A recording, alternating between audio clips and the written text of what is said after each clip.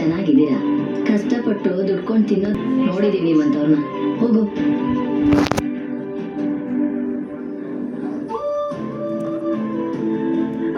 ನೋಡಮ್ಮ, ನಾನೇ ನಿದ್ದೆ ಕೆಟ್ಟು ರಾತ್ರಿ ಎಲ್ಲ ಟೀ ಮಾರಿ ದುಡಿತಾ ಇದ್ದೀನಿ.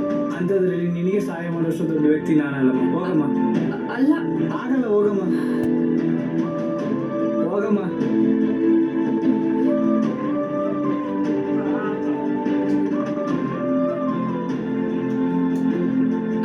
ನಾನು ಊರಿಗೆ ಹೋಗೋಣ ಅಂತ ಹೊರಟಿದ್ದೆ, ಆದ್ರೆ ಕಳ್ಳರು ಬಂದ ನಾವು ದುಡ್ಡಿಗೆ ಬೇಡ ಅಣ್ಣ, ನಂಗೆ ಸ್ವಲ್ಪ ದುಡ್ಡಿದ್ರೆ ಕೊಡಿ ಸಾಕು. ದುಡ್ಡಿಲ್ಲ ಅಂತ ಹೇಳಿದ್ನಲ್ಲಮ್ಮ, ಹೋಗಮ್ಮ.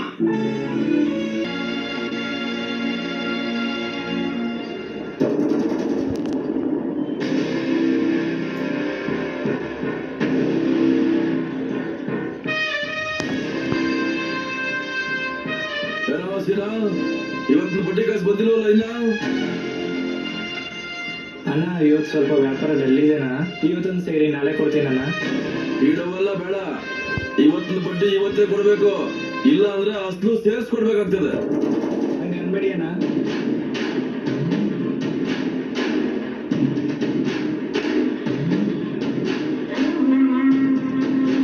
ಇವಾಗ ಎಲ್ಲಿಂದ ಬಂತು? ಸ್ವಲ್ಪ ಆಗೈತಣ್ಣ. ಬಿಟ್ರೆ ಗಂಟಿಗೆ ಕತ್ರಿ ಆಗ್ಬಿಡ್ತೀಯ ನೀನು. ಅಣ್ಣ, ಒಂದ್ ನಿಮಿಷ ಅಣ್ಣ, ನಿಮ್ಮಿಂದ ಒಂದ್ ಸಹಾಯ ಆಗ್ಬೇಕಣ್ಣ. ಸಹಾಯನ? ಏನ್ ಸಹಾಯನಮ್ಮ? ಅಣ್ಣ, ಅದು ಅದರಲ್ಲಿ ದುಡ್ಡು, ನನ್ನ ಫೋನು, ಬಟ್ಟೆ ಎಲ್ಲ ಇತ್ತು. ಈಗ ಅದ್ಯಾವುದು ನನ್ನ ಹತ್ರ ಇಲ್ಲ. ಅದಕ್ಕೆ ಊರಿಗೆ ಹೋಗೋದಕ್ಕೆ ಬಸ್ ಚಾರ್ಜ್ ಕೊಡಿ ಅಣ್ಣ. ಊರಿಗೆ ಹೋದ ತಕ್ಷಣ ನಿಮ್ ದುಡ್ಡನ್ನ ವಾಪಸ್ ಕೊಟ್ಬಿಡ್ತೀನಿ ಅಣ್ಣ. ದುಡ್ಡು ತಗೊಂಡು ಸತಾಯಿಸ್ತಾರೆ. ಇನ್ ನೀವು ಯಾವ್ದೋ ಊರು, ನಿಮಗ್ ದುಡ್ಡು ಏನು 500 ರೂಪಾಯಿ?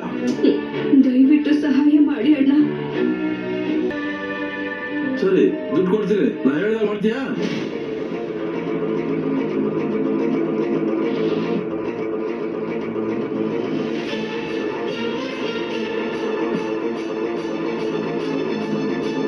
ಅಯ್ಯೋ, ಭಯ ಪಡ್ಬೇಡಮ್ಮ, ನಾನು ಆ ತರದ ವ್ಯಕ್ತಿ ಅಲ್ಲ. ನಾನು ಪಕ್ಕ ವ್ಯವಹಾರಸ್ಥ. ನಿಮ್ಗೆ ದುಡ್ಡು ಬೇಕು ಅಂದ್ರೆ ದುಡ್ಡು ಕೊಡ್ತೀನಿ.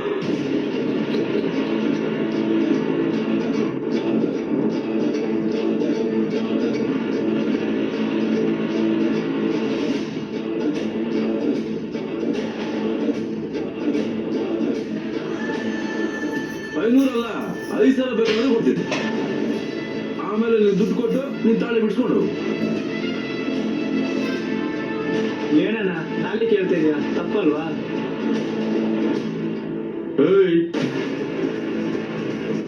ಸುಮ್ನೆ ನಿನ್ ಕೆಲಸ ನೀನ್ ನೋಡ್ಕೋ. ಸುಮ್ನೆ ದುಡ್ಡು ಕೊಡೋಕೆ ನಾನೇನ್ ನಮ್ಮ ಮನೆ ಹಿತ್ತಲಲ್ಲಿ ಗಿಡ ಹಾಕಿಲ್ಲ.